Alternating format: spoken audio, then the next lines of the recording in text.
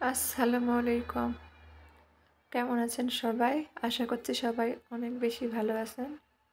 সবাইকে আবারও আমন্ত্রণ করছি আমার নতুন আরেকটা ভিডিও দেখার জন্য। আজকে চালের গুঁড়া ছাড়াই সুজি দিয়ে দুধ চিতই পিঠা তৈরি করেছি, আর সেই ভিডিওটাই আপনাদের মাঝে শেয়ার করছি।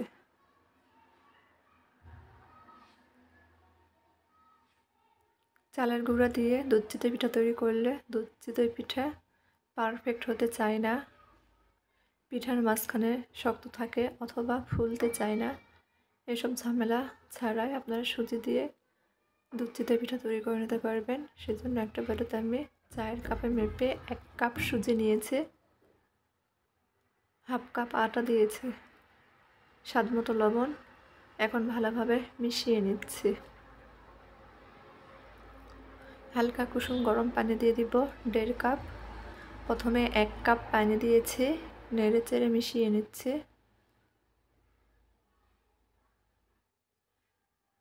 পরে আরও হাফ কাপ পানি ব্যবহার করেছি, আবার খুব ভালোভাবে নেড়ে চেড়ে মিশিয়ে নেব।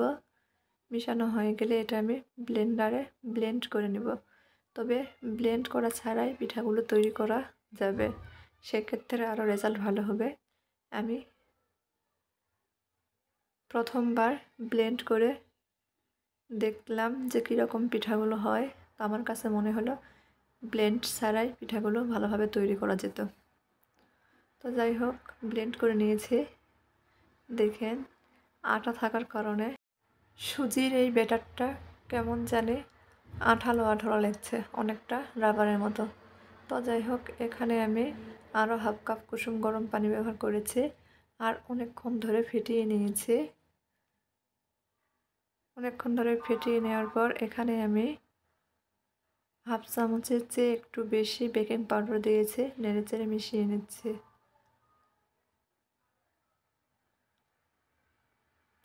তবে ব্লেন্ড করা ছাড়া সুজির এই ব্যাটারটা আপনারা আধা ঘন্টার জন্য রেস্টে রেখে দিবেন। আধা ঘন্টা পর পিঠাগুলো তৈরি করবেন, সেক্ষেত্রে আরও ভালো রেজাল্ট পাবেন। আমি ইনস্ট্যান্ট চিতই পিঠা তৈরি করছি, যার কারণে ব্লেন্ড করে নিয়েছি। আমি সুজির চিতই পিঠাগুলো তৈরি করে নিচ্ছি ফ্রাই প্যানে। আমার কাছে পিঠা বানানোর কোনো সাজ নেই, সেজন্য ফ্রাই প্যানেই আমি পিঠা তৈরি করছি। ফ্রাই প্যানটা খুব ভালোভাবে ধোয়া ওটা গরম করে নিয়েছে, টিস্যুর সাহায্যে ফ্রাই প্যানে তেল মাখিয়ে নিয়েছি। কয়টা পিঠা আগে তৈরি করে নিয়েছিলাম, আর কয়েকটা পিঠা আপনাদের তৈরি করে দেখিয়ে দিচ্ছে। ফ্রাই প্যান ধোয়াটা গরম করে নেওয়ার পর টিস্যু দিয়ে ফ্রাই প্যানটা মুছে নিয়েছে। তারপর সেই ব্যাটার থেকে 1 চামচ ব্যাটার দিয়ে ঢাকনাতে ঢেকে দিয়েছি কিছুক্ষণের জন্য। কিছুক্ষণ পর ঢাকনা খুলে দেখেন পিঠাগুলো হয়ে গেছে, উঠিয়ে নিচ্ছে। এভাবে সবগুলো পিঠা তৈরি করেছে। চুলার উপর একটা হাঁড়ি বসিয়ে দিয়েছে। হাঁড়িতে আমি আগে থেকে হাফ লিটার দুধ জাল করে ঘন করে নিয়েছিলাম, দিয়ে দিব। সেই দুধের মধ্যে আমি আরও 1.5 টেবিল চামচ মতো গুঁড়া দুধ দিয়ে দিয়েছি, একটা এলাচ। নেড়ে চেড়ে মিশিয়ে নিচ্ছে। মিশানো হয়ে গেলে এখানে নারিকেলের পুর দিয়ে দিচ্ছে। তবে এখানে ফ্রেশ নারকেল কোরানোটা ব্যবহার করা যাবে, পর সেটাই ব্যবহার করছে। মিশিয়ে নিচ্ছে। বলক চলে আসছে, খুব বেশিক্ষণ জাল করব না, 2-3 মিনিট মতো জাল করে নিয়েছে। তারপর চুলা বন্ধ করে দিয়েছে। তৈরি করে রাখা পিঠাগুলো একটা একটা করে দিয়ে দিচ্ছে। পিঠাগুলো অনেকটা নরম, আলতো হাতে নেড়ে চেড়ে নিচ্ছে। পাশের চুলায় দিয়ে দিব। এই পাশে আমি খেজুর গুড় একটু পানি দিয়ে জাল করে নিয়েছিলাম। গুড়টা ভালোভাবে গলে গিয়েছে, গুড়ের মধ্যে বলক চলে আসছে। আমি কিছুক্ষণ জাল করে নিয়েছি। যে পানিটা ব্যবহার করেছি পানিটা শুকিয়ে নিয়েছে। চুলা বন্ধ করে দিয়েছে, গুড়টা একটু ঠান্ডা করে নিয়েছে। এখন গুড়টা পিঠার মধ্যে দিয়ে দিব, আলতো হাতে নেড়ে চেড়ে দিচ্ছি। এই পিঠাগুলো এতটাই নরম যে খুব বেশিক্ষণ দুধের শিরার মধ্যে রাখার প্রয়োজন নেই। আমি 10 মিনিট পর আপনাদের দেখিয়ে দিচ্ছি।